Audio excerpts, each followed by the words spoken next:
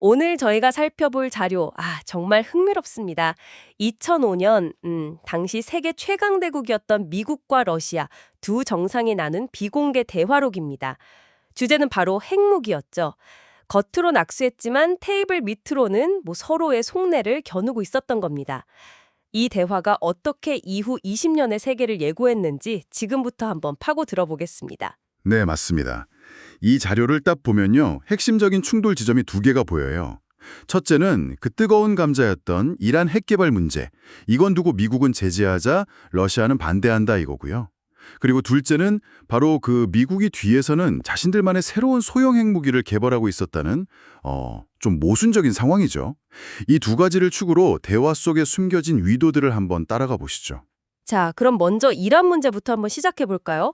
이 대화 시점이 이란이 우라늄 농축을 다시 하겠다 이렇게 선언한 바로 직후잖아요. 부시 대통령이 아주 강하게 압박을 시작하네요. 이란이 유럽과 맺었던 파리 합의를 깼다. 그러니까 당장 유엔 안보리에서 제재해야 한다고요. 약속을 뒤집는 행태가 불안하다 이러면서요. 바로 그 시점입니다. 미국은 이란을 딱 약속 어긴 불량 국가라는 프레임에 가두고 싶었던 건데 자료를 보시면 아시겠지만 이제 푸틴 대통령이 그 프레임 자체를 흔들어 버립니다.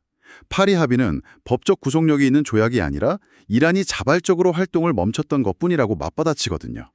그러니까 같은 합의를 두고 미국은 깨진 약속이라고 보고 러시아는 자발적 조치의 철회일 뿐이다. 이렇게 해석한 거군요. 이게 참 재밌네요. 결국 국제 외교라는 게 서로 믿지 못하면 같은 사실도 완전히 다르게 해석할 수 있다는 걸 보여주는 거네요. 맞습니다. 신뢰가 없으니까요. 대화가 평행선만 달리는 거죠. 인사공격 가능성. 만약 샤론 총리가 이란을 공격해야 한다고 느낀다면 지옥이 펼쳐질 것이라면서요? 심지어 공격 목표로 그 나탄즈 핵시설까지 구체적으로 언급하는데 이건 거의 협박 아닌가요? 당시 러시아가 이걸 정말 위협으로 받아들였을까요? 겉으로는 물론 반발했지만 상당한 압박을 느꼈을 겁니다. 근데 여기서 푸틴이 판을 뒤집는 카드를 꺼내듭니다. 바로 미국의 내로남불을 지적하는 거죠.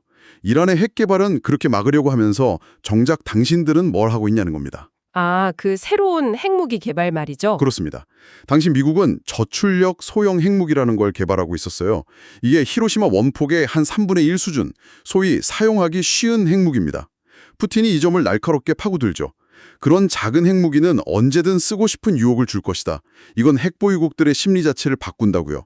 핵 사용의 문턱이 낮아진다는 심각한 우려를 제기한 겁니다. 이란은 안 되고 우리는 된다는 식이니까 이런 모순적인 상황에 대해서 미국은 뭐라고 해명했나요? 당시 럼스펠드 국방장관이 나서서 지하 깊숙한 시설을 파괴하려면 재래식 무기로는 안 된다.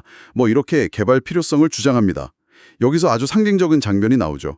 그 유명한 농담이요. 부시 대통령이 장관이 방금 우리의 모든 비밀을 누설했다고 농담을 던지니까 푸틴 대통령이 그 비밀들 인터넷에서 다 읽었다. 원자탄 만드는 법도 읽었다고 맞받아친 그 부분이요. 웃고는 있는데 정말 서늘한 대화입니다. 네, 그 뼈 있는 농담이 당시의 긴장감을 역설적으로 보여주는 거죠. 결국 이 대화는 양쪽 모두 자신의 뜻을 굽히지 않은 채로 끝났습니다.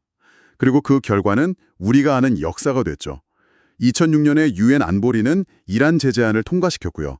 이스라엘은 실제로 나탄즈 핵시설을 사이버 공격하고 나중엔 직접 폭격까지 했습니다. 미국의 소형 핵무기 개발도 결국 현실이 됐고요. 맞습니다. 러시아의 반대에도 불구하고 개발은 계속돼서 2019년부터 B61-12 벙커버스터 핵폭탄이 실제 생산에 들어갔습니다.